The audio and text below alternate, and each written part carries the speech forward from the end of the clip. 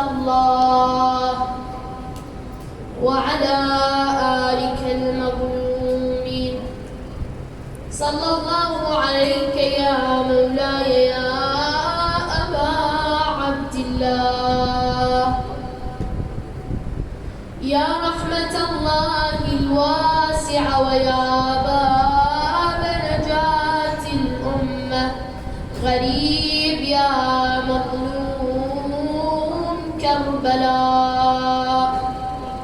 سيدي ما خاب من تمسك بكم وأمنا من لجأ إليكم. يا ليتنا كنا معكم سادتي فنفوز فوزا عظيما. بنفسي كراما سخت بالنفوس ليوم سمت فيه أمثالها، وخفوا سراعا لنصر الحسين وقد أبدت الحرب أثقالها. فما ردهم عنه خوف الردى ولا هائل الموت، قد هالها وصالوا كصولة أسد العري إن رأت في يد القوم أشبالها، إلى أن أبيدوا بسيف العدا ونال الشهادة من نالها. ويقول المرحوم السيد رضا الهندي: لم أنس من بعدهم طود عز، يعني يريد أن يقول حر قلبي على الحسين بعد أصحابه وأهل بيته.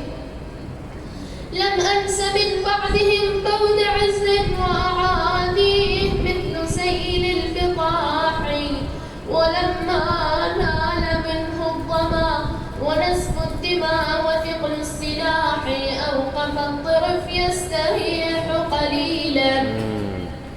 يقول جمعوا على الحسين 4 فرق: فرقة يضربونه بالرماح، وفرقة يضربونه بالنبال، وفرقة يضربونه بالسيف، وفرقة يرمونه بالحجار، إلى أن قال الشاعر: والله دار العسكر على حسين يا حيف، والله دار العسكر على حسين يا حيف، ناس ويا الرماح وناس بالسيف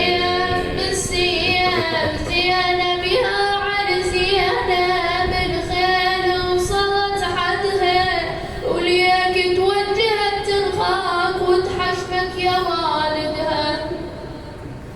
زينب يا علي زينب من قوضت والياها طبعت والمور عاري، يا حيدر تلقاها صاحت طاحوا يا حسين صاح المهر وياها.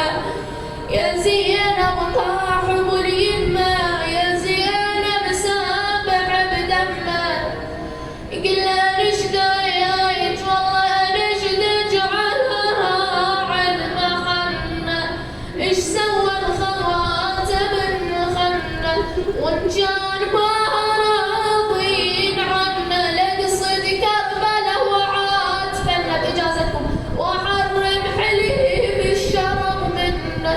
لا يوم المنين أبو فاضل ما قصر، قلنا لو نضرب حليب هل وفجان بعد ربوت لك يا حسين خوان. فسقوا سما قاتلا ألقى به أرضا فمهج بلوعتي وأريني، وبكته أملاك السماء بحرقتي، والحزن بان بعالم التكوين. أفاطم لو خلت الحسين مجدلا وقد مات عطشانا بشط فراتي، بل لرقمت الخد فاطم ونجريت دمع العين بالوجنات يا الله إلى أرواح المؤمنين والمؤمنات المسلمين والمسلمات شيعة أمير المؤمنين أمواتنا وأمواتكم، وبالخصوص من مات على الإيمان والهدى. رحم الله من يقرأ سورة الفاتحة تسبقها الصلاة على محمد وآل محمد.